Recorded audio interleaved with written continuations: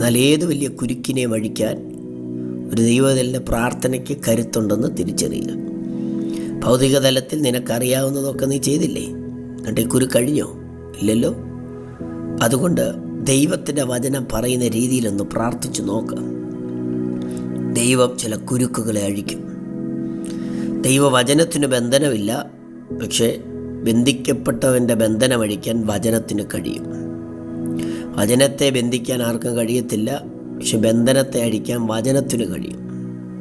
ദൈവവചനം നിനക്ക് ഫ്രീഡം തരുന്നതാണ്, സ്വാതന്ത്ര്യം തരുന്നതാണ്. യേശു നിനക്ക് സ്വാതന്ത്ര്യം തരുന്നവനാണ്. നിന്നെ പിടിച്ച് ബന്ധിക്കുന്നവനല്ല, നിന്നെ സ്വസ്ഥമായി അഴിച്ചു വിടുന്നവനാണ്.